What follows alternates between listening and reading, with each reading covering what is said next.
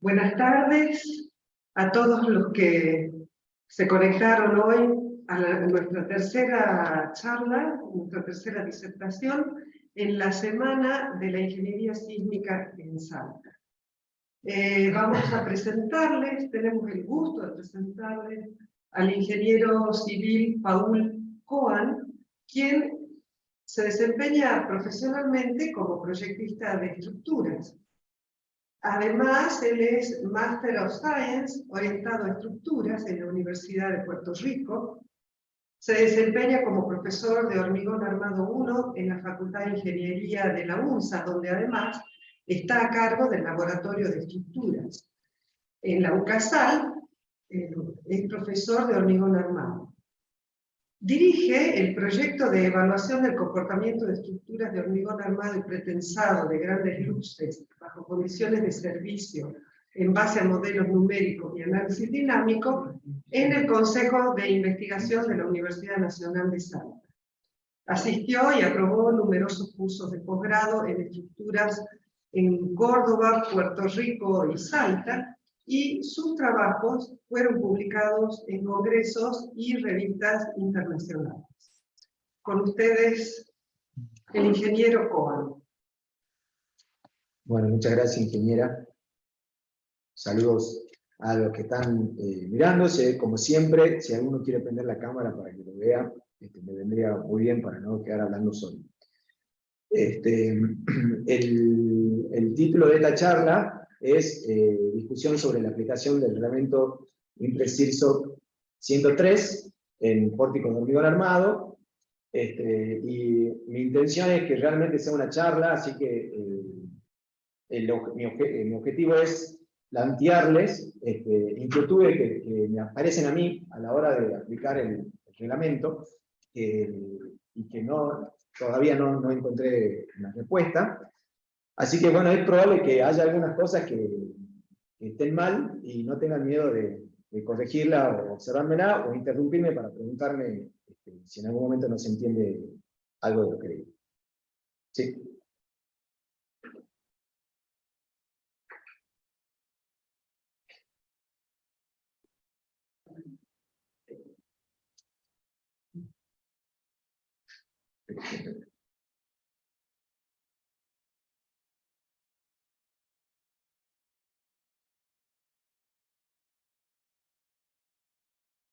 Ok. Ahora.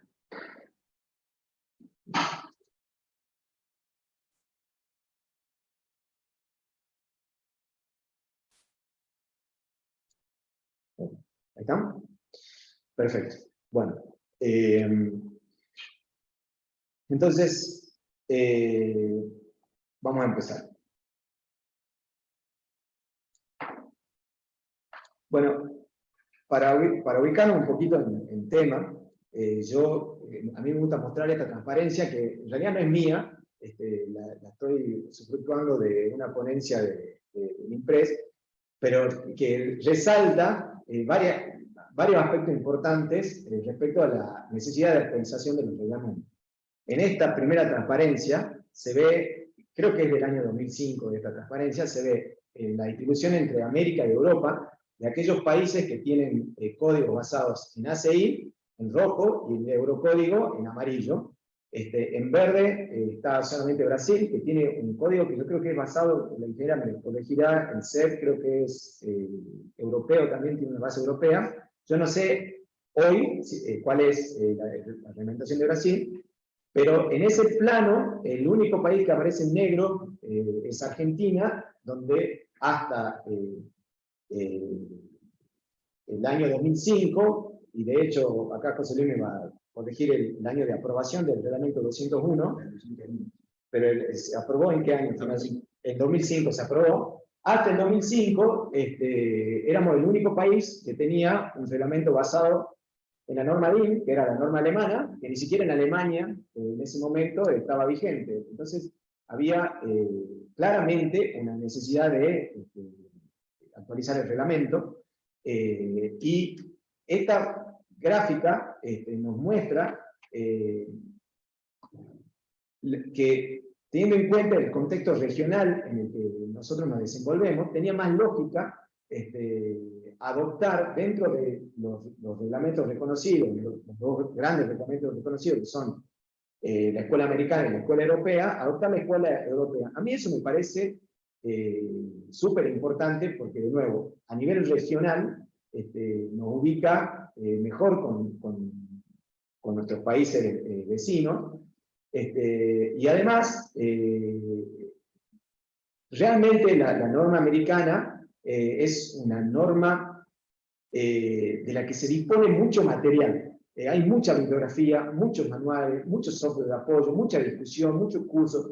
De hecho, yo creo que ahora, si alguno de ustedes está vinculado a proyectos mineros, incluso yo creo que cuando se desarrolla un proyecto a nivel internacional, yo creo que hay más posibilidades de que este proyecto esté desarrollado en base a ACI que en base al Eurocódigo. Entonces, la verdad que para mí, personalmente, y con mucha humildad lo digo, fue un gran acierto hacer esto. Ahora, dicho esto, hay una situación que para mí es graciosa, que es que este reglamento se aprobó en el 2005, hace prácticamente 20 años, y nosotros seguimos diciendo el nuevo reglamento.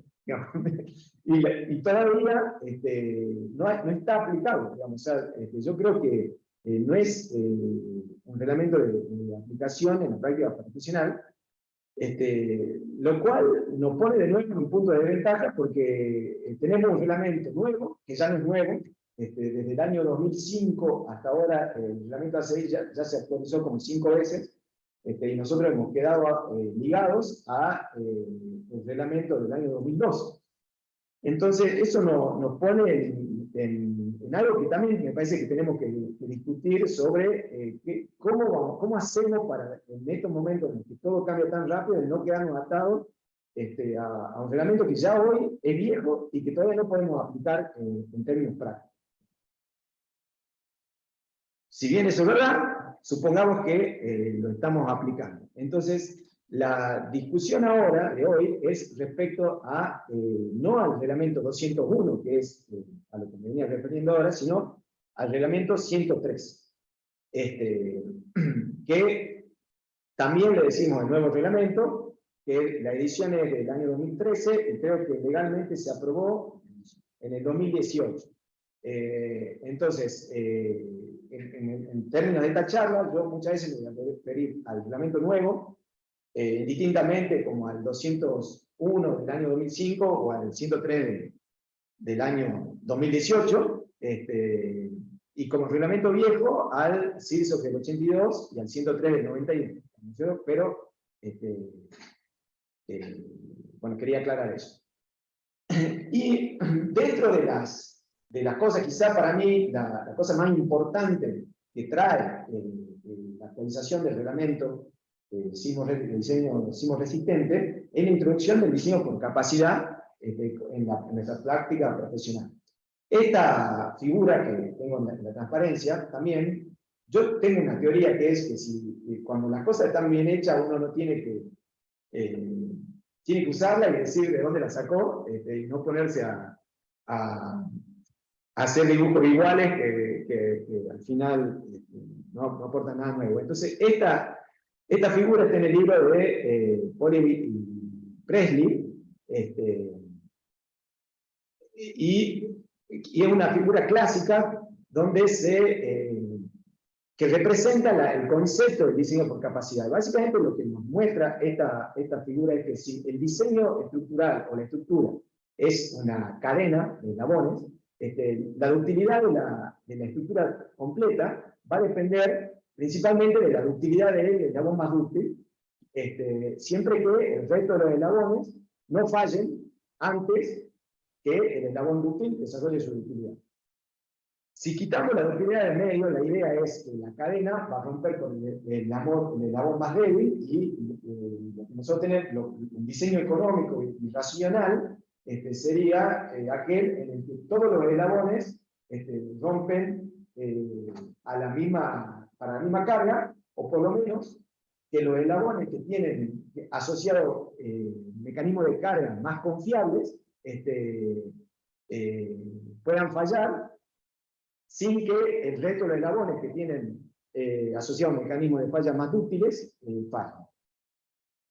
Y esta es la base del concepto de diseño por capacidad. Esta figura de nuevo es sumamente trillada, pero me parece que es importante introducirla porque, de nuevo, es para mí la gran diferencia entre la normativa nueva y la normativa nueva. Entonces, ¿cómo diseñamos una estructura, en particular una estructura de pórtico de hormigón armado? Bueno, cada uno tendrá un procedimiento ordenado de manera diferente, pero básicamente yo creo que todos repetimos los mismos pasos. Aquí arriba tengo 3 o 4 pasos que son, a mi juicio, previos al diseño de las armaduras, que es, primero, obviamente, hacer un predimensionado de la estructura, y ahí, en ese predimensionado de la estructura, nosotros definimos la tipología estructural con la que vamos a trabajar. Ahí nosotros decimos, bueno, nosotros queremos trabajar con pórticos sismorresistentes, queremos trabajar con estructura de tabique, queremos trabajar con un sistema dual. Conceptualmente, eso lo definimos en esta instancia. Perdón, a los que están en la casa, ¿se está escuchando bien? Porque no, digamos, yo me largué a hablar como loco y no sé si me están escuchando. Bueno, como nadie dice nada, asumo que no. Bueno. Bien, entonces, predimensionamos la estructura, determinamos la acción de la carga gravitatoria. Eso lo tenemos que hacer primero porque en función de las acciones gravitatorias se va a definir, vamos a poder determinar el periodo de la estructura. Hacemos un análisis estructural, resolvemos la estructura, determinamos el periodo. Con este periodo vamos a nuestro reglamento, determinamos las acciones sísmicas, determinamos el cortante basal y también chequeamos la distorsión de piso. Si todo esto anda bien, seguimos avanzando. Si no anda bien, volvemos para atrás, proponemos modificaciones de estructura y volvemos a empezar. Una vez que ya llegamos a una estructura que a nosotros nos convence, pasamos al diseño de los elementos, y el procedimiento básico es primero diseñar las vigas de flexión, luego acorte, las columnas de flexión, luego acorte, y por último, los números. Ahora, todo esto, que acá está ordenado con flechas como si fuera un programa lineal, en realidad es un proceso iterativo que muchas veces implica reiniciar cuando estamos terminando. O sea, no hay realmente una regla exacta de cómo abordar esto. Entonces, lo que yo quiero hacer ahora es, siguiendo todas estas ideas, es, de alguna manera, y con algún ejemplo sencillo, no de manera completa, sino solamente focalizando en las cosas que a mí me resultaban más importantes, destacar algunos aspectos y discutirlo con ustedes sobre la aplicación del nuevo reglamento en el diseño de esta estructura que estoy mostrando acá, que es una estructura porticada. Básicamente, es una estructura de 2 niveles. Yo acá estoy mostrando la planta de uno de los 2 niveles, pero la idea es que los 2 niveles sean iguales. Las luces de los pórticos son de 5 metros, las columnas son de 30 por 30, las vigas son de 20 por 50, tenemos una losa de 15 centímetros. Vamos a suponer que estamos acá en Salta, en la zona 3, clasificamos el suelo y tenemos el grupo tipo B. Entonces, ¿qué es lo que hacemos? ¿Qué es lo que hacemos todos? Bueno, hacemos un modelo numérico, determinamos la carga gravitatoria, y a partir de ese modelo numérico, por lo general, o determinamos el periodo fundamental de la estructura, o podemos utilizar alguna de las expresiones simplificadas que nos da la norma. Y acá hay un detalle que para mí, 2 detalles que no son menores. El primero es que el reglamento nuevo, a diferencia del viejo, yo creo que no estoy errado en lo que voy a decir, el reglamento nuevo exige que en el análisis estructural, tanto para la determinación de los esfuerzos como para la determinación del periodo fundamental de la estructura, en el modelo numérico debemos contemplar el estado fisurado de los elementos. Yo creo que el reglamento viejo eso no lo tenía, y eso hace que la misma estructura, cuando comparamos reglamentos, sea más flexible, digamos, y tenga periodos más altos. Digamos. Y ahí hay un cambio cuando uno quiere comparar ahí nomás en el arranque tenemos vamos a chocar porque vamos a tener una diferencia incluso en la definición de las acciones, digamos, ¿cierto? De cualquier manera, es particular en este tipo de estructura que yo estoy presentando acá, que es una estructura baja, por lo general, el periodo que nosotros determinamos no es el que utilizamos, el que el reglamento nos autoriza a utilizar para determinar acciones sísmicas, porque el reglamento dice que pone un límite, ¿sí?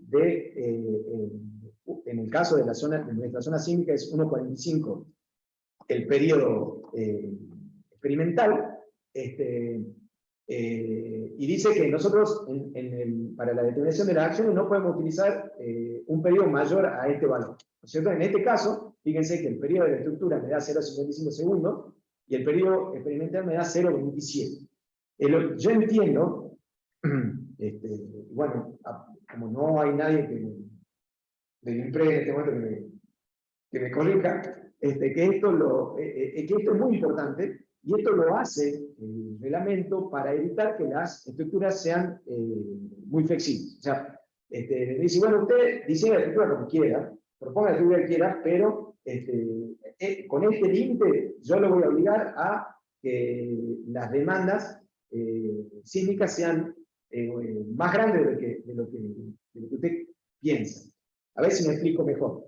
Si el periodo fundamental es alto, nos caemos del plafón en el espectro y por lo general el coeficiente basal baja. Entonces lo que hace esto, al final del día en términos prácticos, es nos acerca al plafón y nos obliga a diseñar la estructura con cortantes más altos de lo que nosotros creemos en la primera instancia. Y esto es muy importante que lo respetemos. De hecho, es muy importante porque con este periodo, con este cortante basal, nosotros tenemos que determinar o verificar las distorsiones de piso y diseñar las juntas sísmicas, que es algo que por ahí trae problemas en muchos casos. Una vez que nosotros tenemos el periodo fundamental, en el caso de la aplicación del método estático, el reglamento nuevo propone que el coeficiente basal se determina con estas ecuaciones de acá, en función del periodo fundamental. Hace falta ver cuánto vale el periodo T2, acá yo lo calculé, y el periodo T2 no lo grafica acá, pero es el límite del plafón. Entonces esto lo que nos está mostrando es que la estructura esta que queremos diseñar nosotros ahora, la vamos a diseñar con un cortante basal, cuya pseudoaceleración corresponde al plafón del espectro. Bueno, no nos hemos caído del espectro. Hasta acá no hay mucha variación, y acá comienza lo que para mí es lo más, la diferencia entre los reglamentos. Y es que aquí nosotros, si bien ya lo hicimos en el predimensionado, pero aquí de nuevo nosotros tenemos que plantearnos cuál es el mecanismo de colapso que va a tener nuestra estructura. Y en función del mecanismo de colapso, vamos a determinar el factor de reducción R, ¿sí? Que es el que divide a la ordenada del espectro y nos permite calcular el coeficiente basal, y es el coeficiente que relaciona la demanda elástica con la demanda dúctil. Entonces, esto es, para mí es el tema del reglamento, porque digamos, nosotros no podemos definir esto y adoptar digamos, esto no es arbitrario. No es que nosotros decimos, yo tengo una estructura porticada, entonces esta estructura se tiene que diseñar con R de 7. No. A lo largo del procedimiento de diseño, nosotros lo vamos a verificar. Y si nosotros no podemos garantizar que la estructura se va a comportar como un pórtico de utilidad completa, entonces vamos a tener que volver a comenzar el diseño para otro valor de R.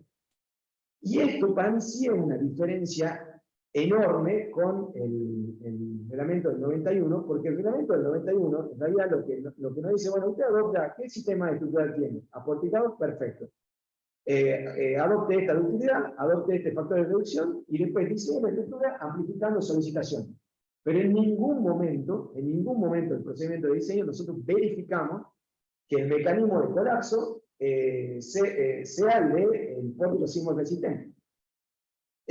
Bueno, en particular, para avanzar un poco, yo voy a adoptar, o voy a suponer que mi estructura, o yo quiero que mi estructura desarrolle un mecanismo de colapso como este, que es el mecanismo de colapso clásico para estructuras aporticadas, donde tenemos rótulas en los extremos de vigas y rótulas a pie de columna. Una vez que todas estas rótulas se generan en la estructura, vamos a estar en una situación de colapso porque la estructura se vuelve inestable.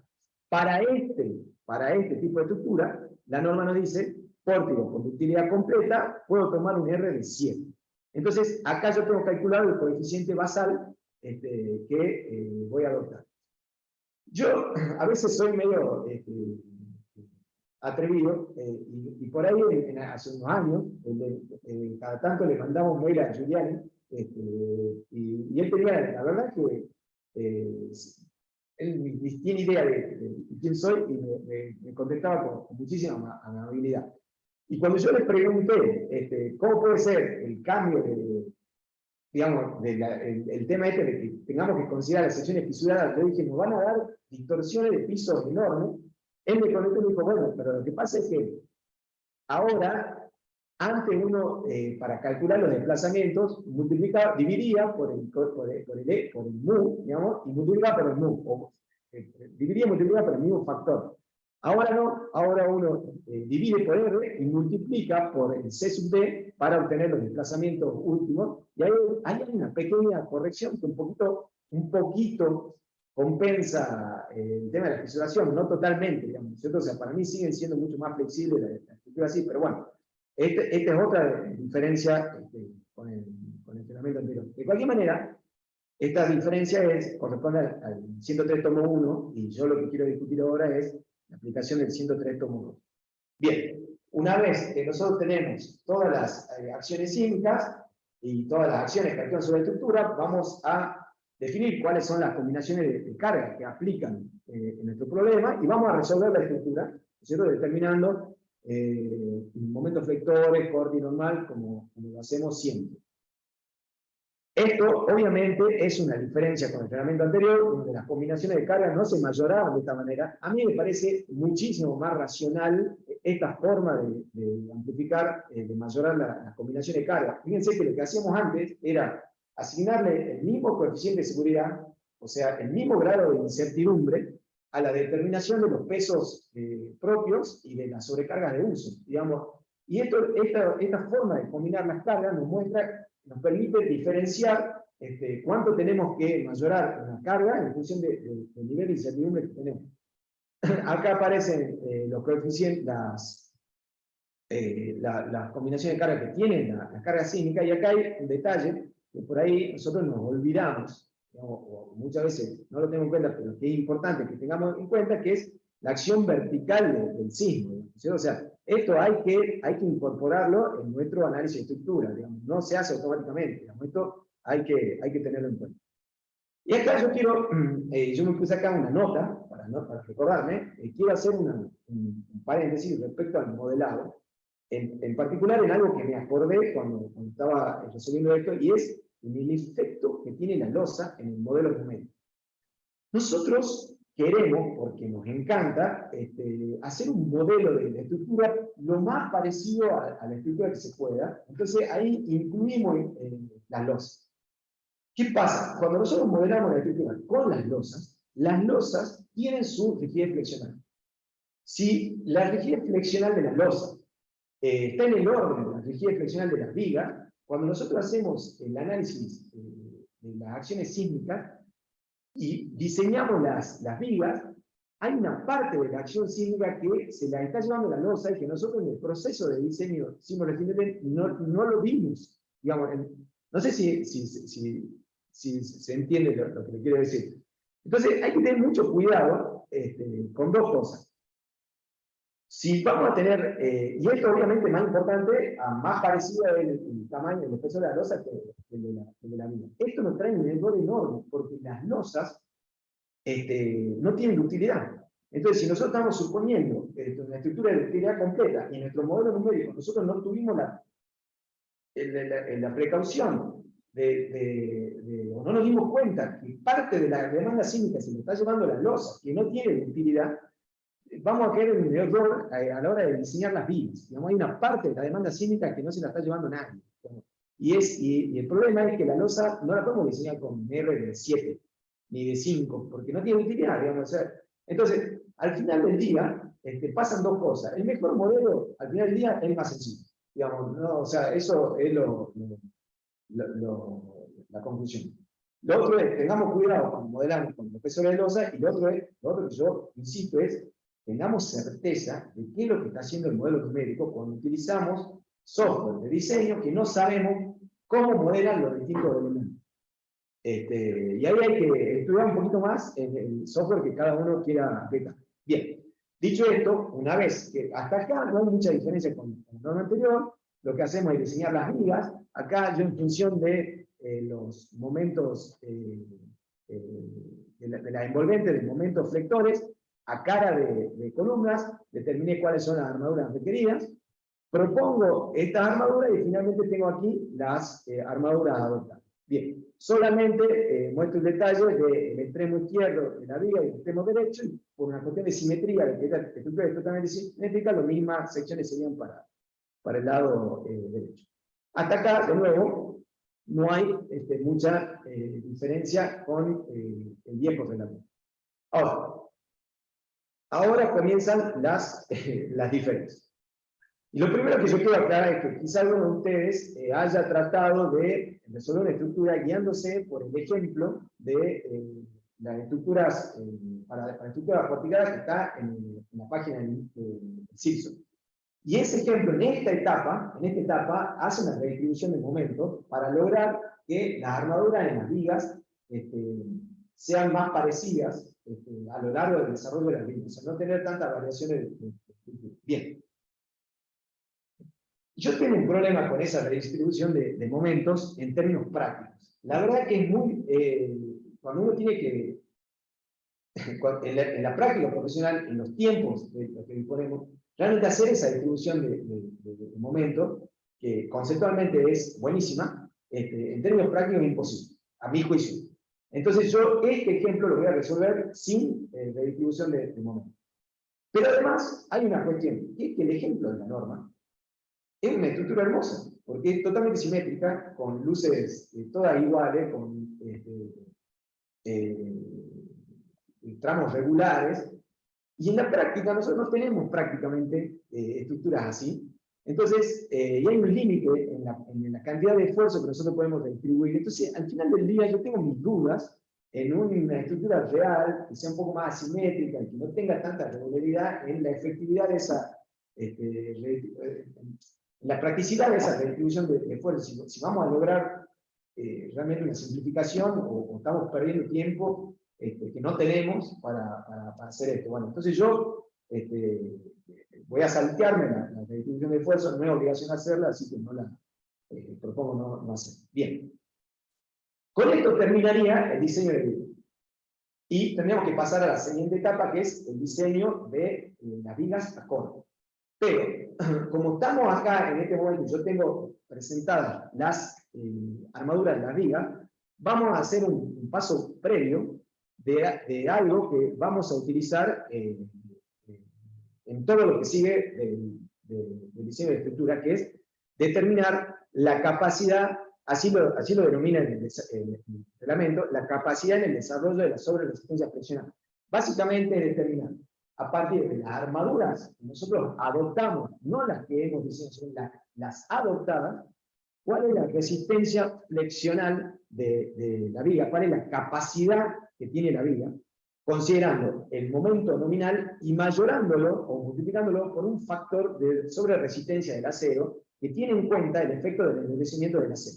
Y ese factor vale 1,4. Entonces, nosotros tenemos que determinar esto, la sobreresistencia, para todo lo que sigue después, tenemos que determinar cuánto vale la sobreresistencia flexional en las secciones del diseño, que no es complejo de hacer, simplemente lo que tenemos que hacer es calcular el momento nominal en las secciones, en el extremo de viga, y multiplicarlo por el factor de 1,4. Ahora les voy a mostrar cómo me quedan. Pero hay una cuestión en el medio, que es que la norma dice, y nos obliga, nosotros estamos obligados a esto, a considerar en esta resistencia flexional en extremo de viga la armadura dispuesta en la losa, que efectivamente se ancla siguiendo un trazado a 45 grados desde los bordes de las columnas. Bueno, independientemente de eso, que lo pueden revisar en la norma, lo que yo les quiero traer a colación es lo siguiente. En este caso en particular, por ejemplo, el ancho colaborante que tenemos que considerar, o sea, las armaduras de la losa que participarían en la capacidad flexional de las vigas, son aquellas que se encuentran dentro de 1,20 m a los costados del eje de la columna. Si para esta viga, para esta losa, yo tengo, por ejemplo, en el apoyo del medio, tengo armadura superior de Fidel 8K15 y armadura inferior de Fidel 8K15, porque la coloco así, digamos, tengo 6 centímetros cuadrados adicionales de acero, generándome resistencia en la viga. Yo voy a volver a la transparencia anterior y les voy a mostrar que en este caso en particular, la cantidad de acero que nosotros colocamos está en la viga, está en el mismo orden que la que colocamos en la losa. ¿Eso qué significa? Que la capacidad flexional de la viga va a ser el doble, en este caso, es el doble de la que determinaríamos si consideramos solamente la armadura que está dentro de la viga. Obviamente que a más grande la viga y más armada está, la armadura de la losa es menos importante, pero bueno, hay que tener la precaución en esto, digamos, porque a veces, de nuevo, con el tema de los espesores de losa y yo, a veces no le prestamos atención a esto y nos estamos comiendo un término muy importante de la sobreresistencia de la viga. Ahora, para lo que sigue, yo voy a hacer una simplificación de no tener en cuenta esa armadura, porque como les voy a mostrar que me genera, ya tengo problemas solamente con la armadura de la viga, ¿para qué voy a meter también la armadura de la losa y voy a tener más problemas?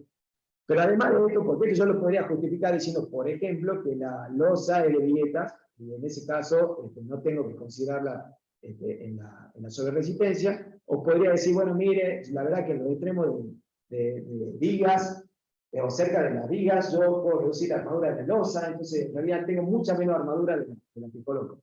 Pero esto es un llamado de atención para la costumbre que tenemos en simplificación del armado, de llevar toda la armadura inferior de la losa hasta los apoyos. Nos va a generar sobreresistencia en la viga. Bueno, dicho esto, les muestro acá el cálculo de, vamos aquí. En la línea punteada, acá tengo el momento nominal a cara de columna. El reglamento, una de las complicaciones que trae, es que un montón de verificaciones se hacen a cara de columna y un montón de verificaciones se hacen a eje de columna. Entonces nosotros tenemos que extrapolar, o de alguna manera determinar cuánto vale la resistencia nominal a eje de columna. Y eso, el reglamento nos propone que lo hagamos. Lo podemos hacer, o el ejemplo, está en la página de CIRSO, directamente de manera gráfica, o hay ahí algunas ecuaciones para resolver el problema. No es complejo de hacer, no es complejo, pero es engorroso.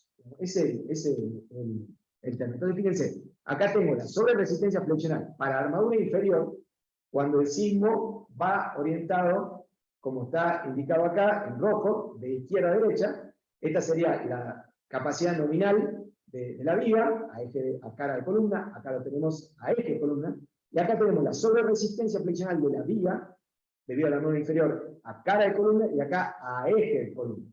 Y acá lo tenemos para el extremo opuesto, y en verde lo tengo para el sismo orientado en la dirección derecha-izquierda. ¿Estamos de acuerdo? Todos estos valores los vamos a comenzar a utilizar ahora. El siguiente paso, entonces, una vez que tenemos diseñadas las vigas, ahora podemos diseñar a flexión, ahora las vamos a diseñar a corte. Siguiendo esta idea de que la estructura es una cadena y que nosotros lo que queremos es que se desarrollen las rótulas plásticas, vamos a aclarar esto, las rótulas plásticas se van a desarrollar con el sismo empuje y las vigas desarrollan toda su capacidad flexional, exhibiendo utilidad. Entonces, ahí se van a desarrollar las rótulas plásticas. Entonces, el reglamento nuevo dice, bueno, usted tiene que diseñar al corte. la viga de tal manera que no falle por corte antes de que las secciones extremas desarrollen su capacidad flexional. Eso no es para nada difícil de hacer, pero hay que hacerlo. ¿Y cómo se resuelve? Bueno, si nosotros tenemos en nuestra viga, tenemos actuando el momento o la sobreresistencia, el momento de sobreresistencia a la izquierda y a la derecha, bueno, sumando los dos y dividiéndolo por la longitud libre de la viga, vamos a determinar un corte que equilibra la suma de esos dos momentos, que yo lo estoy graficando aquí, y le tengo que sumar a este corte, que es el que me garantiza que la viga no va a romper por corte antes que se desarrolle toda la sobreresistencia flexional, le tengo que sumar el corte debido a la carga gravitatoria, y este sería el diagrama de corte que con el que yo tengo que diseñar la viga, con el signo actuando de izquierda a derecha. Luego tendré que determinar el diagrama con el signo actuando de derecha a izquierda, y con la envolvente de estos dos diagramas determino, calculo y lo escribo. ¿Cómo? El reglamento dice que como esto es un diseño por capacidad, no hace falta utilizar un phi menor a 1. Entonces, bueno, esto habría que completarlo acá. Ahora, y acá, de nuevo, comenzamos a ver la diferencia entre los dos reglamentos. Porque el reglamento viejo, ¿qué es lo que nos dice?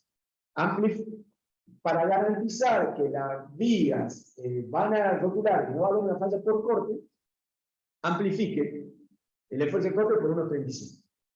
Entonces, ¿qué efecto de corte? Bueno, en la envolvente, digamos, ¿cierto?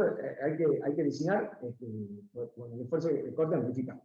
Yo acá tengo el diagrama de corte con el signo actuando de izquierda a derecha, que me da para las combinaciones de carga de la norma vieja, y lo multiplicándolo por 1,35. Y acá yo hago un chanchullito que es dividiéndolo por 0,75 para no mezclar también el 201 del 82, digamos, para quedarnos con el nuevo reglamento. Me da que el corte nominal que requiere esta viga es 117 kN. Y siguiendo el procedimiento de la norma anterior, me da 96. Uno lo ve a primera vista y dice, no hay tanta diferencia. Bueno, hay un 20% de diferencia. Para mí tampoco es mucha la diferencia. Pero, ¿cuál es la diferencia? Si en términos de magnitudes no hay diferencia, ¿cuál es la diferencia? Es que si yo hago esto, yo sé, yo tengo la seguridad de que las vigas no van a fallar por corte antes de que la viga rotule. Y si hago esto, no sé. Si hago esto, lo único que sé es que amplifiqué los esfuerzos. Que diseñé la estructura a la viga para un esfuerzo de corte mayor al análisis estructural. Esta diferencia puede ser mayor o menor en función de un montón de cosas. En función de la configuración estructural, de la longitud de las vigas, de las demandas, de la relación que yo tenga entre la demanda sísmica y la carga gravitatoria. Entonces, hay veces que esto, como en este caso, que esto me garantiza, de casualidad, me garantiza que la viga no va a fallar por corte, y hay veces que no, y si yo no lo verifico no me voy a dar cuenta nunca de esa situación. No sé, estoy diciendo, ¿está claro o no? Me pregunto acá al ingeniero Gea, porque es la única cabeza que veo acá del ingeniero García, que son los que asienten cuando lo digo, que si no me pierdo. En el chat nadie dijo si se bueno, es que me parece que estoy hablando muy rápido y para no excederme del tiempo y lo estoy volviendo loco. No, perdón que interrumpa. Yo los animo a los participantes a que interrumpan si algo no está claro. El ingeniero Coan justamente está esperando opiniones. Interacción. Bueno, obviamente que al diseño de los estribos para sobre los refuerzos le falta determinar los estribos necesarios para garantizar el confinamiento y el pandeo de la armadura longitudinal, que en el reglamento nuevo es un poquito más exigente, la definición del pandeo de la armadura longitudinal, porque hace prácticamente las mismas consideraciones para la armadura de la viga que para la armadura de las columnas, porque son armaduras que están comprimidas. Entonces es bastante exigente. Bueno, digamos que ya hemos resuelto el problema de la viga, y que, bueno, realmente hacer esto no es tan complicado, lo podemos hacer, perfecto. Pasemos ahora sí a lo que para mí es el problema de la aplicación del reglamento, que es el diseño de las columnas. Fíjense, Yo estoy proponiendo este mecanismo de colapso, donde yo tengo rótulas en la base de la columna de planta baja y rótulas en los extremos de viga en los niveles superiores. Entonces, para garantizar que la estructura va a rotular de esta manera, el reglamento me dice que diseñe las columnas con un momento flector, ¿sí? Que va a ser igual a un factor phi, que se llama factor de sobre-resistencia, por un factor omega, que es un factor de amplificación dinámica, por la demanda flexional generada por el signo. Si yo hago esto, yo garantizo que la columna tiene más resistencia que la viga que llegan al mismo número. ¿Claro?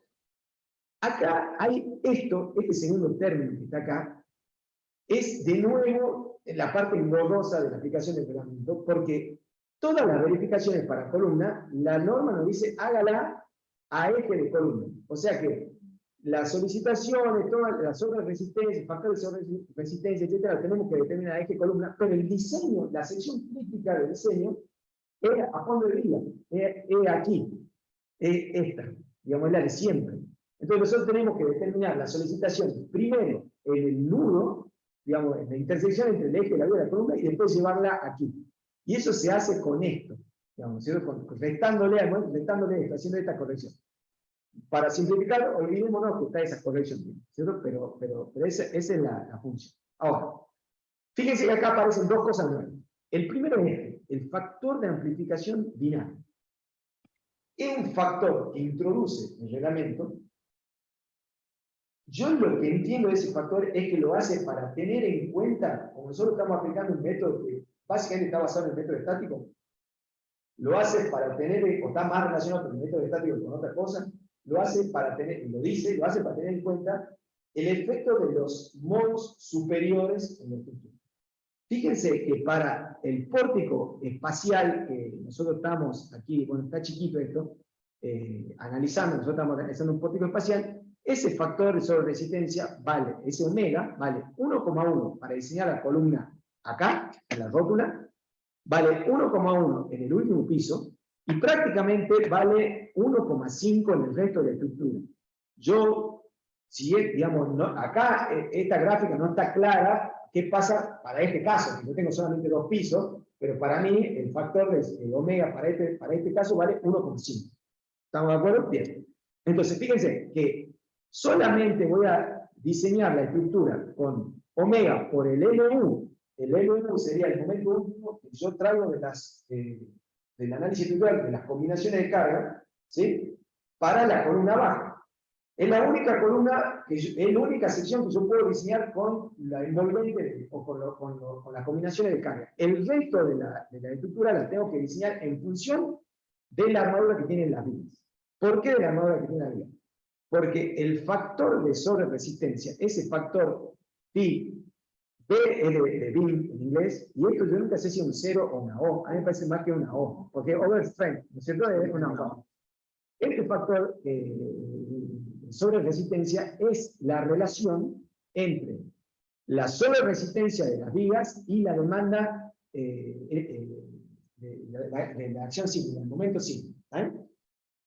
Este factor, como ya estamos viendo, va a ser grande cuando las vigas, cuando las acciones gravitatorias que están actuando sobre las vigas, los momentos vectores de la carga gravitatoria que actúan sobre ellas, estén en el mismo orden de magnitud que la acción sísmica. Supónganse que nosotros tenemos una estructura que no pesa, ¿cierto? Entonces, en ese caso, y nosotros ponemos exactamente la cantidad de acero en la viga de lo que demanda el sismo, en ese caso el momento nominal va a ser igual a la demanda sísmica. Y entonces, en ese caso, estos dos momentos se anulan.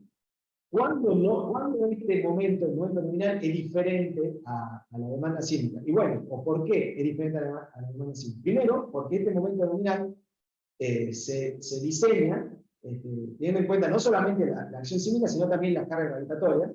Y en segundo lugar, porque esto tiene en cuenta la armadura real que nosotros colocamos en la vía, que muchas veces por la cuestión de simplicidad es mayor que la demanda exacta, digamos que comercial es la que viene la armadura, por simplicidad en el diseño, Y además, en ese momento nominal, nosotros tenemos que colocar el efecto de la armadura de la losa. Bien. Con este factor de sobre-resiliencia, para el caso que yo estoy analizando, que es acá, en el nudo central, con el sismo actuando de izquierda a derecha, ¿sí? Acá yo tengo el momento de sobre-resistencia de la viga, pero a eje de columna, por eso tiene una sub-C, y acá lo mismo, y acá tengo el momento que yo saco del programa de elemento finito cuando aplico la acción sísmica, y lo sumo a los dos, lo divido y me da, y yo tengo una sobre-resistencia de 3,9. Y acá ya nos vamos dando cuenta que vamos a tener un problema, porque yo tengo que diseñar la columna teniendo en cuenta este factor de sobre-resistencia. Entonces, fíjense lo que me pasa en este caso. El momento flector con el que yo voy a diseñar esta sección de la columna, ¿sí? Va a ser el factor de sobre-resistencia, que es 3,9, por 1,5, que es el factor de amplificación dinámica, por 42,8 kN, que es el momento flector que genera el sismo, digamos, debido a la distribución del cortante basal en altura, ¿sí? Y acá es lo que yo sí le hice acá, yo le metí la corrección para llevarlo desde el nudo, que es donde nosotros calculamos la sobre-resistencia, a la cara de la columna, y eso me da un momento flector de 222 kN. Fíjense la relación entre el momento flector de diseño y el momento flector del análisis estructural, digamos. Y acá, de nuevo, abro un paréntesis. En el ejemplo que está publicado en el reglamento, esto no es tan grave. ¿Por qué? Porque el ejemplo del reglamento es un edificio de 10 o 15 pisos, no me acuerdo. Entonces, los momentos, debido a las cargas gravitatorias, son menores que la demanda sísmica y la sobre-resistencia es más baja. No le da una sobre-resistencia de 3,9, le da una sobre-resistencia que está en el orden de 1,7. Entonces, acá es donde yo digo, cuando queremos aplicar el reglamento en casos reales, y no hay estructuras enormes, simétricas, comenzamos a encontrar estos problemas que son difíciles de resolver. Bien. Ahora, con este momento flector de 219 y la carga axial, yo tendría que entrar en el diagrama de interacción para calcular la cantidad de armadura. Y acá de nuevo el reglamento se pone un poco engorroso para mi gusto, que es porque en vez de utilizar como carga axial la carga axial del análisis estructural, ¿no es cierto? Tenemos que determinar la carga axial teniendo en cuenta la capacidad de los elementos que están actuando sobre la viga. Entonces lo que hay que hacer es determinar el esfuerzo de corte último, o sea, el esfuerzo de corte que hemos calculado recién para todas las vigas que están por encima de la columna, y digamos, el esfuerzo de corte, o sea, la carga axial se va determinando como la suma de estos esfuerzos de corte. Y a eso le tenemos que sumar, digamos, la componente debido a la carga gravitatoria. Entonces, esto también se vuelve complejo. Esta es la armadura que me da a mí, la viga, la columna, calculada con el reglamento nuevo, 16/25, que para cualquiera que haya diseñado o haya por lo menos visitado una estructura de las dimensiones que les estoy mostrando en nuestro medio, que no hay ninguna locura, digamos, yo no estoy planteando una columna demasiado chica, digamos, yo una columna de 30 por 30, es realmente una brutalidad de hacer.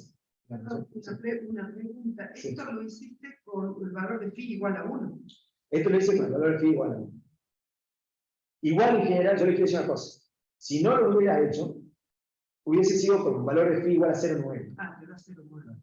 Porque, de nuevo, esto es algo que siempre lo aclaro, digamos, cuando nosotros diseñamos estructuras, realmente las columnas están flectadas. Digamos. O sea, cuando vos ves en el diagrama de interacción dónde te caen los puntos, prácticamente las combinaciones de cargas que controlan están flectadas. Entonces, yo no recuerdo ahora está bien la acotación, pero si no es 16 igual a 25, un chipín menos porque es 0,9 el valor de phi, ¿cierto? Ahora, Si yo resuelvo la estructura, la misma estructura, con el reglamento viejo, ¿qué es lo que tengo que hacer? Y nada, es muy fácil. Digamos, multiplico la solicitación por 1,35, la normal la saco del análisis estructural y diseño. Eso me da 12/16.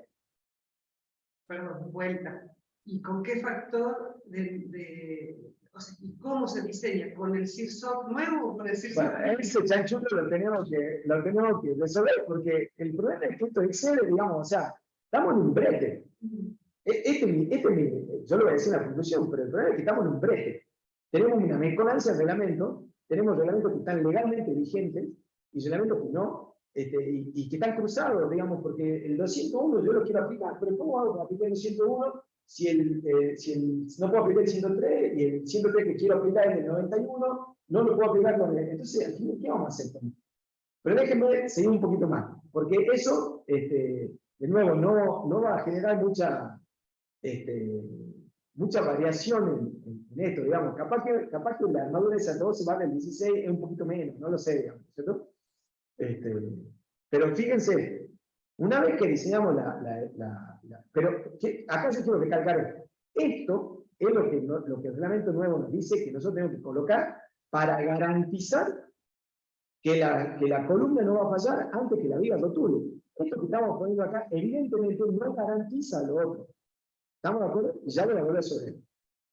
Una vez que diseñamos a carga, a flexo-conversión, diseñamos a corte. El diseño a corte para las columnas donde nosotros permitimos rótulas plásticas es similar al de las vigas, a lo que después puesto para vigas, y para el resto de las columnas donde no permitimos que se generen rótulas plásticas, se calcula con este esfuerzo de corte que es 1,6 por la sobre-resistencia, por el esfuerzo de corte, que da grande también, solo es un valor. En el reglamento viejo, de nuevo, no, esto no lo tenemos que hacer, directamente multiplicamos por 1,35 el cordón de la columna, mucho más fácil, pero no nos garantiza nada. Digamos, esto nos garantiza que las columnas no van a fallar por corte de flexión de ninguna manera, digamos, no hay garantía de esto. Un paréntesis pequeño, me estoy excediendo de tiempo, pido mil disculpas, es el diámetro, hay una discusión del diámetro, hay una discusión permanente respecto al diámetro del trigo, que es chocamos todo el tiempo con el reglamento viejo, dice que el diámetro del mínimo del trigo en columna es del 8. Y no importa nada, digamos, se pide el 8, pide el 8, pide el 4. El reglamento nuevo no la tiene esa limitación. Digamos, entonces, pero sí nos obliga a que calculemos el diámetro mínimo en función de la armadura que está aquí mostrando. Por lo general, entonces, hay muchas condiciones en las que a partir del reglamento nuevo nosotros podemos utilizar el trigo del 6 en columna. Bien. Entonces, ahora, yo vuelvo a esto. Si nosotros no podemos garantizar, porque nosotros ahora, mire, la verdad es que es una locura la cantidad de acero que yo tengo que colocar en la columna para garantizar el mecanismo de colapso del que yo partí, ¿no es cierto? Entonces no lo quiero hacer eso, porque no es económicamente viable, no, lo que fuera. Entonces, ¿qué hago? Bueno, hay que redimensionar la estructura. Tendremos que utilizar columnas más grandes para que tengan más resistencia que la viga. O sea, si queremos quedarnos dentro del pórtico resistente, vamos a tener que utilizar columnas mucho más grandes de lo que estamos acostumbrados. Otra opción, y en el marco de eso, es pasar a una estructura de tabiques y no pórticos sismo-resistentes, o a estructuras duales, digamos, ¿no es cierto? Pero ya no tenemos que sacar de la cabeza el pórtico sismo-resistente que nosotros empezamos. Otra opción que propone la norma es, y específicamente para estos casos donde las acciones gravitatorias son predominantes, tienen el mismo orden que las acciones sísmicas, dice, bueno, diseña una estructura con utilidad limitada, ¿no es cierto? ¿Eso qué implica? Implica que yo puedo aceptar mecanismos de falla que se llaman, por ejemplo, de piso débil, donde yo puedo tolerar rótulas en pie y cabeza de columnas, en el extremo inferior y el extremo superior de las columnas.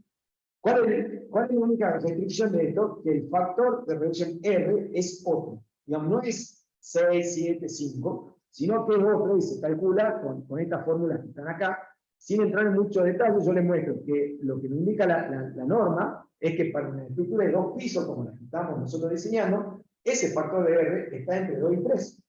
¿No es cierto? En función de algunas cuestiones de detallado, entre 2 y 3. O sea que la demanda sísmica, ¿sí? Si nosotros queremos diseñarlo como una estructura de utilidad limitada, es del doble, por lo menos, o el triple, de lo que nosotros habíamos supuesto originalmente. O sea que de cualquier manera, vamos a terminar colocando muchísimo más acero que lo que nos permite yo siempre digo que la ignorancia es felicidad, o sea, la ignorancia del reglamento 91, porque en el reglamento 91, como nosotros no chequeamos nada, nosotros diseñamos todo y decimos, bueno, no, yo hice todo lo que tengo que hacer para que las rótulas se generen en el tema columna, ¿no? Pero no se van a generar.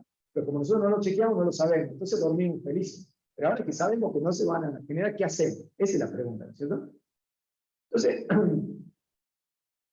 hay posibilidades, digamos, tenemos que buscarle la solución. Una solución para mí es mirar qué es lo que hacen los americanos, digamos, ¿no es cierto? Que es, que ellos saben, digamos, de esto también, digamos, nosotros no tenemos por qué inventarlo todo, digamos, ¿no es cierto? Yo siempre digo que si con el ACI construyen sobre la falla de San Francisco, ¿por qué nosotros vamos a tener duda a su aplicación? Y no hay muchas diferencias en el diseño, por lo menos en el diseño de vigas, no hay ninguna aflexión, no hay ninguna diferencia entre el ACI y el 103. En el diseño de las vigas y columnas del corte tampoco hay tanta diferencia. Hay una diferencia menor que es cuánto vale la sobreresistencia para el ACI 318, que es 1.25 y no 1.4, ¿sí? Pero en términos generales, en términos del procedimiento, de cómo se resuelve la estructura, es lo mismo. No nos tendremos que preocupar. ¿Dónde está la diferencia? ¿Qué dice con respecto a cómo hacemos para garantizar, qué tenemos que hacer nosotros para garantizar que el mecanismo de colapso va a ser el tal que las rótulas se generen en el extremo libre? Y el ACI 318 lo que dice, usted tiene que verificar que la resistencia de las columnas sea 6/5 veces la resistencia de las vigas que llegan a ese nivel. O sea, lo que estamos verificando es lo que comúnmente se llama la relación columna fuerte, viga débil, y el ACI propone esa magnitud, 6/5, o sea, 1,2, 20% más. Eso es lo que dice el reglamento. Yo me tomo un atrevimiento que entre nosotros, porque yo sé que esto no va a llegar a oído de nadie en el IMPRES, en su momento, yo dije, pero ¿cómo vamos yo para comparar lo que me está pidiendo el 103 y lo que me está pidiendo el ACI 318 en relación a la relación de resistencia entre viga y columna? Bueno, el 318 me pide 6/5, 1,2. Ahora, yo acá voy a hacer una serie de simplificaciones para establecer un mínimo. ¿Cuál es el mínimo? Que yo entiendo si esto está bien, digamos, yo esto una vez lo hice y se lo mandé a mano a Julián, eso no me lo contestó. Yo le voy a decir lo que me contestó cuando se lo mandé. Pero yo hice esta cuenta, digamos. Este es el factor de sobreresistencia. Si, de nuevo, si la carga gravitatoria es despreciable frente a la acción sísmica, entonces el momento nominal directamente va a depender va a ser igual al momento debido a la acción sísmica sobre el phi. Entonces la sobreresistencia, el valor mínimo de sobreresistencia siempre es lambda 0, que es 1,4 sobre pi. Y pi vale 0,9, porque ya hemos dicho que esto está a flexión, básicamente. Entonces, yo lo que quise hacer es calcular cuál es la mínima relación entre la resistencia de las columnas y la viga, y reemplazo acá la resistencia de diseño que me pide el reglamento nuevo, desprecio esto, porque digo, bueno, no sé, para simplificar un poco las expresiones, porque si no, no vamos a llegar a ningún lado. O sea, lo estoy verificando a nudo, en el nudo del modelo numérico. Entonces acá tengo la resistencia de la columna inferior, de la columna superior, de la viga izquierda, de la viga derecha. Si, de nuevo, si la acción gravitatoria es despreciable, entonces yo puedo reemplazar eso acá, saco el factor común de la sobreresistencia, que es lambda 0 sobre phi, y esto omega, phi con el phi de las vigas se me simplifica, y acá me quedo lambda O, la sobreresistencia por omega, por la suma de los momentos de la demanda sísmica en la columna y sobre la suma de los momentos sísmicos en las vigas, que si como el nudo está en equilibrio, la suma de todo tiene que ser igual a la suma de todo, o sea que esto se le tiene que simplificar, esto tiene que ser igual a 1, y por lo tanto, como mínimo, la sobreresistencia que me está pidiendo el reglamento nuevo es de 2,1, frente al 1,2 que pide el ACI 318. Sí, esto es lo que yo siempre le digo, vea que yo quiero que alguien lo chequee. Y acá, entonces cuando yo le digo que yo me tomé la atrevida de mandarle a Juliano esto, yo estoy seguro que no lo vio, pero de muy buena voluntad me dijo, lo que pasa es que el ACI no garantiza la ductilidad que nosotros queremos que tenga la estructura. Por eso nosotros pedimos más. ¿No es cierto? Y bueno, es como...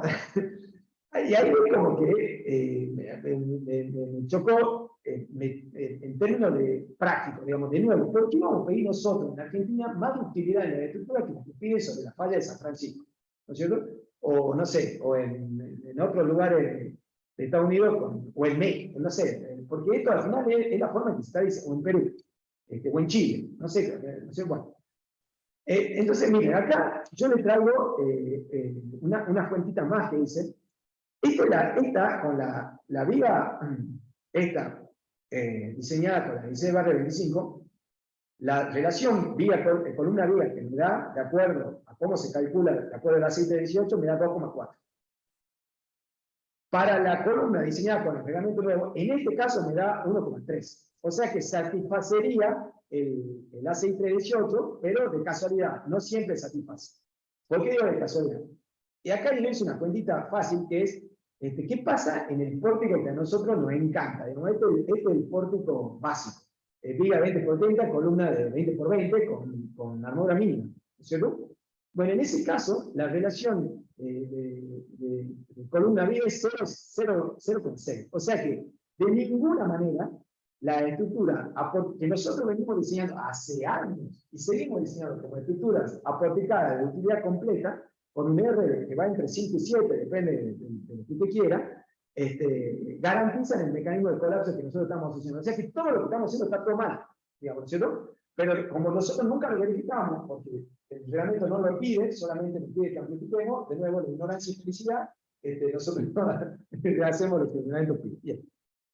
Y acá me quedan dos cositas por decir, y voy a hablar lo más rápido que pueda para no marearnos, es dos cositas que para mí son importantes que quiero compartir.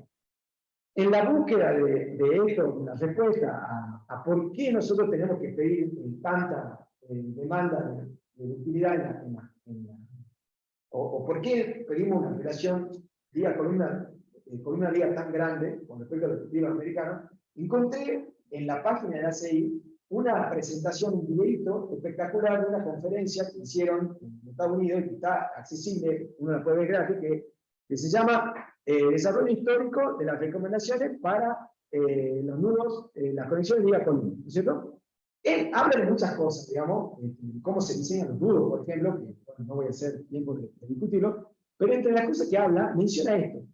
Y dice el expositor, que creo que es White, el mismo actor de White y McGregor, el libro que yo les recomiendo a los chicos mucho también, así como el Nilsson en la universidad, dice que estaban en la comisión y tenían que definir esto. Que ellos se dieron cuenta a través del ensayo, y porque paralelamente en Nueva Zelanda ya lo venían haciendo así, de que había que incluir en el reglamento una exigencia donde se verifique y se garantice que las columnas tienen más resistencia que las vigas, ¿cierto? Y que la duda era si ese factor, algunos decían tenía que ser 1,2, otros decían que tenía que ser 1,4, dice en el video, dice que parte de Nueva Zelanda le decía que tenía que ser 1,8, o sea, ya parece que en ese momento ya los neozelandeses ya tenían más, digamos, y que estaban por tomar 1,4 o 1,6, no me acuerdo, y dice que no sé quién forma parte de esa comisión, dijo, no, esperen, que nosotros tenemos que garantizar que las estructuras de hormigón armado sean económicamente competitivas frente a la estructura de acero. Y si nosotros pedimos una relación vía columna 1,6, vamos a perder esa competitividad. Entonces lo fijaron en 1,2. Y esa es la razón, según este video, por la cual el límite ese 1,2 no tiene que ver con la estructura, es cosa. Ahora, ¿qué lo pide? Funciona bien. Digamos, o sea, ellos no han tenido más problemas en eventos sísmicos, que se han diseñado así, que yo sepa, y en el resto de Latinoamérica, donde las estructuras nuevas se han diseñado así, tampoco, evidentemente, digamos, o sea que evidentemente es suficiente con 1,2, ¿no es cierto? Por último, hay una cosa que a mí me llama la atención y bueno, me gusta compartirlo, que es una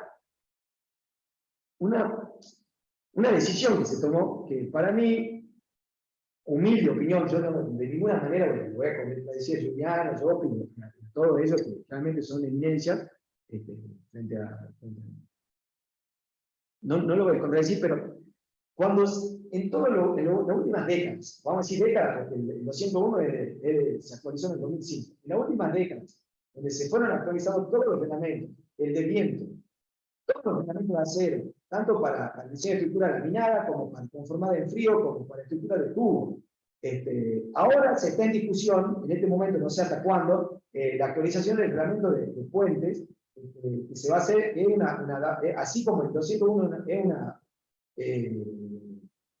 no quiero decir una copia, pero es una adaptación de la 718, el reglamento de puente va a ser una adaptación del reglamento básico, que es el reglamento americano. Todos los reglamentos que se vienen actualizando según los reglamentos americanos, menos el 103. Y eso hace que la aplicación del 103 en el choque, digamos, sea difícil de implementar. Digamos, porque no hay, digamos, para mí lo más probable es que decir, bueno, si venimos con esta línea, mantengamos la línea. Además de que a mí particularmente me parece que hay una cosa, que es, nosotros sí tenemos la capacidad humana, pero no tenemos la capacidad económica en el tiempo de desarrollar reglamentos. Realmente no lo tenemos, o sea, tenemos que ser honestos en eso. Y tenemos un problema, que es que nosotros somos lentos para actualizar las cosas. Entonces, fíjense que este reglamento del 201 se aprobó en el 2005, todavía no lo implementamos.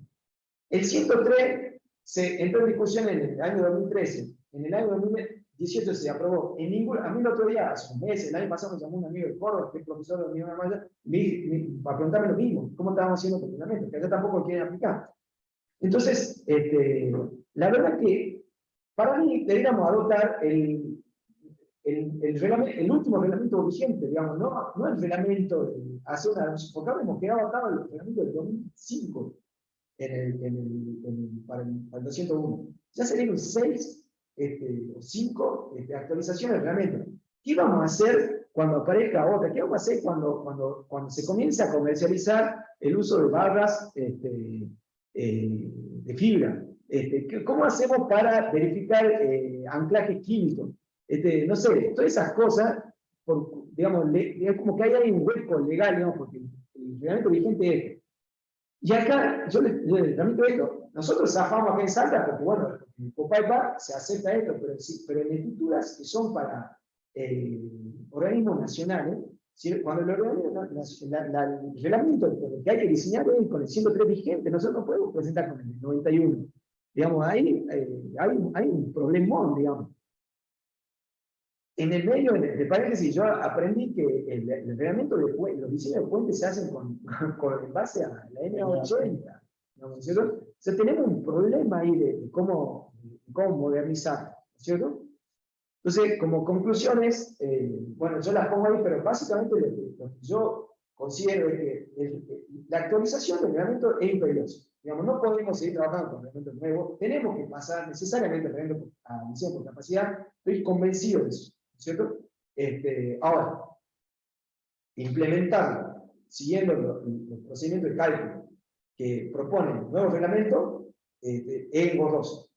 Como es engorroso y como vemos, nos da armaduras, por lo menos en columna, mucho más grandes de las que nosotros estamos acostumbrados y de lo que quizá aplicando un reglamento como la 618 tendríamos. Entonces, no lo queremos aplicar tampoco, no lo queremos aplicar engorroso, no lo queremos ver porque económicamente no nos conviene. Entonces tenemos un reglamento vigente que no queremos aplicar. Tenemos un reglamento que no queremos aplicar, es un mal reglamento, me parece a mí. A menos que se tome la decisión y se diga, miren, hasta este día se aceptan las dos versiones del reglamento del 91 y a partir de este día ya no se acepta más. Entonces, porque hay un problema de competitividad, y esto digamos, tiene que haber un consenso, que eso es lo que yo pongo, tiene que haber un consenso entre los profesionales, porque si no yo no puedo salir a competir o cualquiera que esté escuchando esta charla, no puede salir a competir en diseño estructural aplicando un reglamento cuando el otro viene y diseña con el otro reglamento que ya sabemos que da menos armadura en columna. Quizá en vigas no, quizá en estribos no, pero en columnas sí. Entonces, no es justa esa competencia. ¿No es cierto? Entonces, nos estamos obligando a mal trabajar porque ya lo sabemos, que la aplicación del reglamento del 91 no garantiza el mecanismo de colapso que nosotros estamos suponiendo, y por lo tanto, no debiéramos utilizar esa utilidad, no debiéramos utilizar esa demanda cívica, entonces está todo invalidado, digamos, ¿cierto? Pero lo seguimos haciendo, digamos, ¿cierto? Entonces, bueno, yo con eso... bueno, pero además, que me olvidé, que lo tengo, es que no solamente el diseño por capacidad, digamos, entendiéndolo como esto de las cadenas que están una guerra con la otra, pero además, el énfasis que pone el reglamento nuevo, que a mí me parece súper valioso, y en eso sí estoy súper de acuerdo, en relacionar el mecanismo de colapso realmente con la demanda sísmica que nosotros estamos considerando. Nosotros no podemos, si tenemos una columna empotrada en la base, en el galpón no podemos diseñar eso con una demanda sísmica con coeficiente 6, ¿cierto? Que es lo que se hace, no sé, digamos, yo lo veo. Así que, bueno, yo con eso, no sé si, yo con eso termino, quedo para las preguntas, los comentarios que me quieran hacer, entendí un poco más para variar, pero espero haber sido claro. Excelente charla. Sí, clarísimo, Pablo, clarísimo. Y nos deja pensando que vamos a... Perdón, me olvidé decir, no hay software, ¿no? O sea, no hay software, no hay software para aplicar esto. No. Y no va a haber. Yo estoy convencido que no va a haber. Porque ¿qué le va a interesar a SAP, a CSI o a CIPE? Implementar todo este lío para vender cuánta licencia en Argentina, si nosotros sabemos que... ¿Y cuántas son legales? Por eso te digo, ¿quién le va a pagar? Sí, o sea, económicamente no lo van a hacer, digamos. ¿Por qué lo van a hacer? Pero no hay. Y mirá, yo me río porque yo tengo una negación con estos programas tipo CIPE que diseñan y entregan planes. Y comparto una anécdota, quizás algún alumno, no lo hago acá para poner en evidencia a los alumnos, sino porque me parece que es muy representativa de lo que está pasando. Hace poco se presentó un proyecto final ahí en la MUNSA que era la comparación de diseño de una estructura utilizando CIPE y utilizando SAP, ¿no es cierto? Entonces se enseñan los pasos. La conclusión era, bueno, CIPE era raro, bueno. Entonces cuando termina, era mucho más fácil de aplicar, perfecto. Cuando termina, yo hice... obviamente yo siempre pregunto cosas que yo sé que no están claras, digamos. Entonces yo pregunté, ¿qué modelo usa CIPE para diseñar la losa? ¿Utiliza el elemento Shell o utiliza el parecido de no sabemos? Y para el tabique, no lo sabemos. Pero independientemente de eso, que eso sí puede generar esos problemas que yo digo de asignarle a la losa momentos flectores que en realidad los tiene que tomar la vida, ¿sí? Independientemente de eso, cuando yo les pregunté, y decime una cosa, ¿en base a qué reglamento diseñaste la estructura? Dice, al reglamento nuevo. Y yo digo, sí, otra vez valores los factores de sobreresistencia. Y claro, no están, porque no está implementado. ¿Qué es lo que tiene engañosamente implementado CIPE, SAP y tal? El espectro del reglamento nuevo. Pero el resto del procedimiento no está implementado. Entonces no hay software, ¿no es cierto? O sea, y si lo hubiera sería peor, yo creo, porque le vamos a confiar el software todas estas verificaciones que hay que hacer, que como vemos... Y el IPRE es muy claro porque el software se usa solo para hacer el análisis con el que luego se empiezan a determinar sobre resistencia, no. Pero se podría, o sea, podría haber un programa que permita hacer eso, ¿cierto? Pero no lo hay. No lo habrá. Estaba pensando que, no sé si saben, pero tanto el CIRSOC, las normas, las redactan gente que trabaja voluntariamente porque les gusta la investigación y porque les gusta el tema normativo.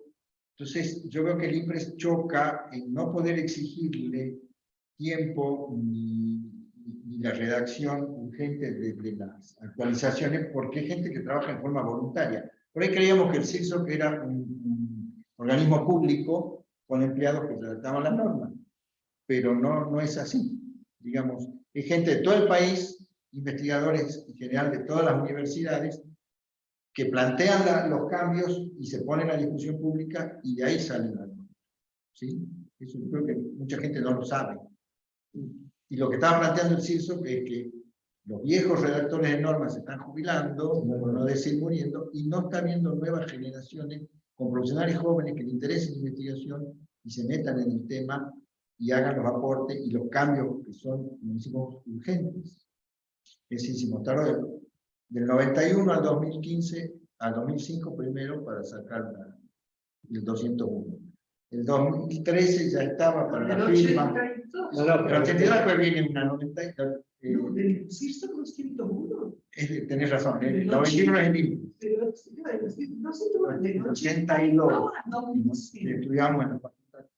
No sé también si se está enseñando diseño por capacidad en las universidades. Yo creo que no, facultades. Entonces, otro. Porque las nuevas generaciones tampoco saben diseñar por capacidad. Lo que pasa es que, José Luis, ¿cómo enseña esto? Está bien. Pero por lo menos, además, sí, además, yo voy a decir cuál es el problema. El problema es, también nosotros lo vamos a enseñar como ahora, lo que sí enseñamos es el reglamento 201. Pero si cuando salen los chicos van a comprar un hormigón y le dicen H17, sí. o si van a calcular una viga, ¿no es cierto? Entonces, entonces, pues yo digo que tiene que haber un consenso y una decisión, digamos, ¿cierto? O sea, tiene que haber una decisión. Y tenemos que decir, miren, ¿lo hacemos así o no lo hacemos así? El problema es que ¿dónde veo la dificultad? Que esto es una ley nacional, digamos, entonces, y que se demora un momento, y es difícil modificarlo ahora, digamos, ¿no? Bueno, habrá que pelearlo, seguirlo peleando. Lo bueno. O sea, me imagino que además la gente de IPRES está convencida de que este reglamento, que para mí es buenísimo el reglamento, yo no lo discuto eso, yo lo que discuto es en términos de aplicación, tanto para el diseñador como en términos del resultado económico, si lo podemos aplicar, ¿no es cierto? Yo creo que en ninguna provincia de Argentina, no sé si en Mendoza lo están aplicando, ¿no es cierto? En ninguna. Entonces, ¿para qué tenemos, digamos, nuevo? O sea, una norma que nadie aplica es una mala norma, en general, digamos, ¿no es cierto? O sea, lo bueno es que el reglamento está en la etapa del proyecto del nuevo. Eso pero está. ¿Cuál? No, el que figura en el libro, el último es en 2020. No, en 2018 ya se aprobó. No, pero el que viene con el. ¿Por qué lo redacta ese? Está en proyecto. Viene con comentarios. Ahí es donde hay que trabajar. Un momento para empezar a hacer las propuestas. Entonces, bueno, para mí la propuesta es muy sencilla. Vámonos al 318. ¿Y por qué no? O permitan el capítulo número 2. Esa es otra. Eso es lo que yo digo. Para mí, una buena ley tendría que decir que se apliquen los reglamentos aprobados vigentes, o yo no voy a decir cualquier reglamento, pero se puede decir cualquier reglamento de tal y tal instituciones americanas en su última versión. ¿No es cierto? Y ya está. Porque, por ejemplo, digamos, no me quiero salir del tema, digamos, pero, por ejemplo, nosotros tenemos reglamentado el diseño de estructura de steel frame. ¿No es cierto? ¿Y cuándo la vamos a tener reglamentada? No es más fácil decir, bueno, adoptemos la norma americana que pensar que nosotros vamos a poder reglamentar eso, digamos, no, me parece que en todo caso lo que nosotros sí podríamos hacer, porque así funciona, es decir, bueno, miren, nosotros necesitamos estas modificaciones del reglamento. Entonces decir, bueno, en Argentina valen estas, o sea, como modificaciones. Hay reglamentos americanos que tienen todo el capítulo, y abajo dice, en Canadá se modifica esto, y en México se modifica esto. ¿No es cierto? Quizás nosotros, algo así sería más lógico para mí, ¿no es cierto? Que pensar, digamos, de hecho, a mí, lo que vos acabas de comentar me parece, ¿cómo se dice?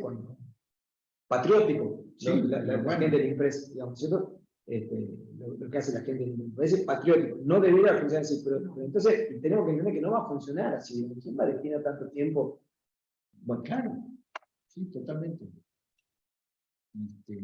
Y uno se plantea también si realmente hay voluntad a nivel nacional de que tengamos un organismo que haga las normas.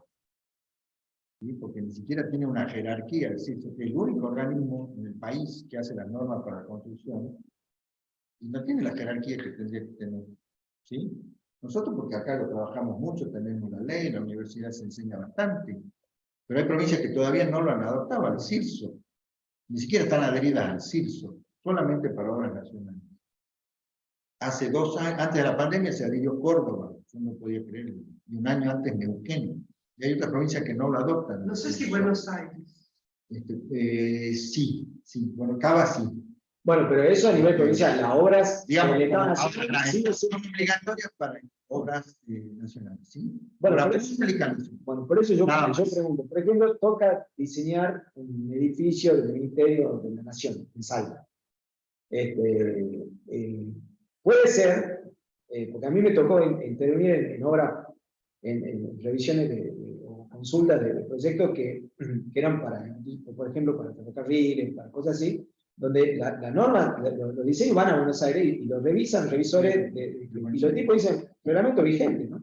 Sí, totalmente. Entonces, ¿qué va a pasar ahí? Porque ahí, yo la verdad, le digo, mire, señores, hermosa el proyecto, que yo, muchas gracias, si lo tengo que hacer así, no lo hago, ¿no? Porque está un año. Y no te pidan BIM y REVIT, porque esa es la otra que se viene. Bueno, ese es Además. para Otra charla. Sí, la verdad me parece una charla de café, está muy buena. No sé el público si está entendiendo algo. El público lo ve al visitante y escucha voces de no. Creo que había, Ustedes Somos los que perdonen. estamos creo que acompañando. había ahí No veo otra pregunta, por favor, necesitamos que intervenga. alguien le preguntaba. Sí, si alguien quiere intervenir, por favor, conecten su altavoz. O y por chat, como por quieran. chat, acá hay. Araceli dice que es interesante la discusión y yo te agradezco, Araceli, pero también sería bueno escucharte a vos. Araceli es realmente la más fiel de todas nuestras colegas. En todos los cursos está presente. Siempre está Araceli, sí. Hola Susana, hola, soy Miguel Rosas, hola José Luis. Sí, Hola, Miguel. Hola, Miguel. Bien, bien. Quería comentar al ingeniero también, muy interesante la charla, pero a nivel práctico es medio inaplicable, ¿no? A nivel práctico el nuevo reglamento. Yo sigo fiel por ahora al 91 y todo, porque me recibí con ese reglamento. Y si vos le decís al cliente que tiene que poner 12 FI del 25 en una casa de 2 plantas, no sé, creo que te rechaza. Es un comentario nomás. Aparte, faltaría un poco de capacitación también para la mayoría de los profesionales en el nuevo reglamento. Es una opinión, ¿no? No sé, es lo que quería decir. Pero muy interesante ponernos un poco en vigencia cómo son los reglamentos y sobre todo los conceptos, ¿no? Gracias. Muchas gracias. Sí, bueno, es lo que yo digo, digamos, ¿no es cierto? A mí el reglamento, a mí también me parece, en este momento, como está, tiene todas esas cosas, no me olvidé de comentar, pero la relación de vía-columna, en el ACI no se calcula a eje, columna y después a cara, digamos, tiene un montón de cosas en el reglamento. Y cuando uno busca información, lo único que hay es el libro de Paul y Presley, y el ejemplo y no hay más. No hay más. Entonces estamos muy desamparados. En la CI es muy receta, es muy fácil, de fácil lectura.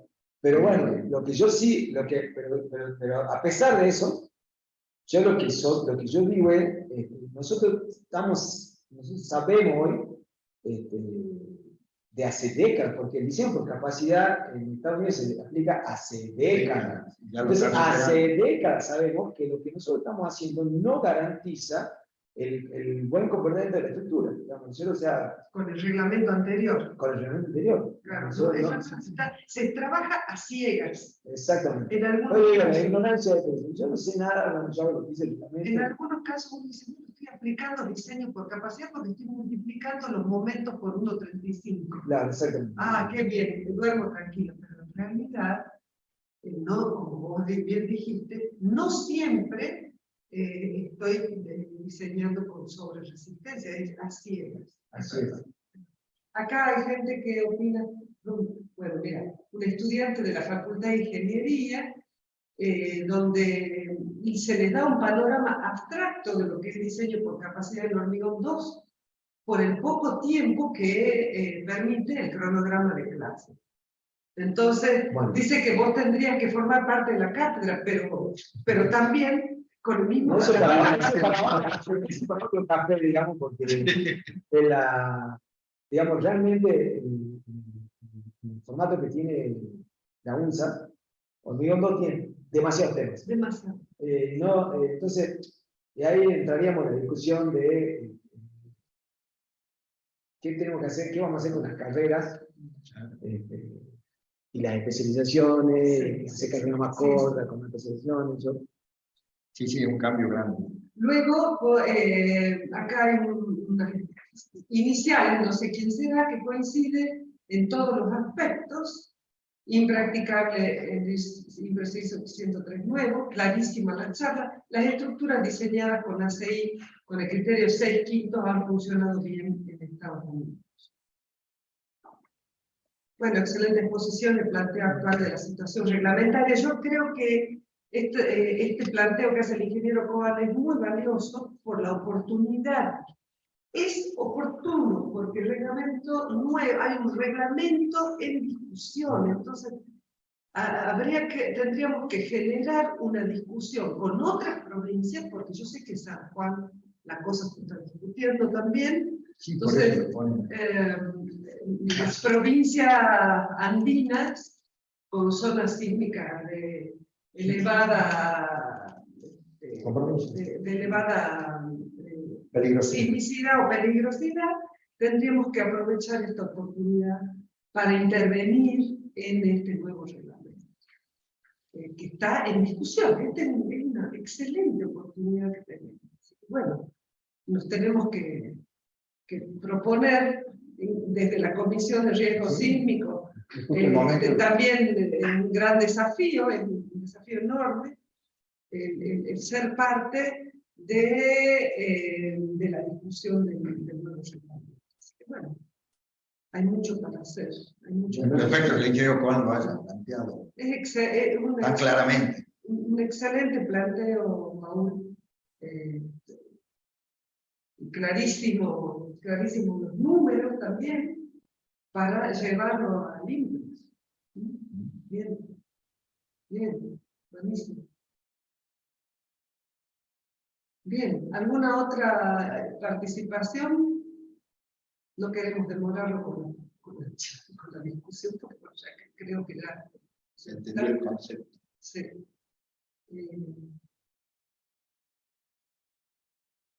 No hay más chats aún. Bueno, Listo, va a estar en la semana que viene. Sí, vamos a poner esto subido a la página de la comisión, por si quieren reverlo al video, repasarlo. Bueno, agradecemos muchísimo a los participantes que se hayan quedado conectados, y bueno, mañana nos vemos con la exposición del ingeniero Payer de Costa. Muchas gracias.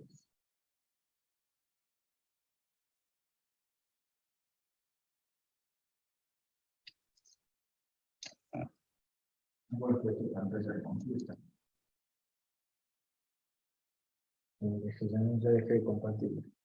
Finalizar. Voy a dejar de grabar. Espera que me dejé de grabar. Sí, eso sí. Sí, por favor. estoy seguro que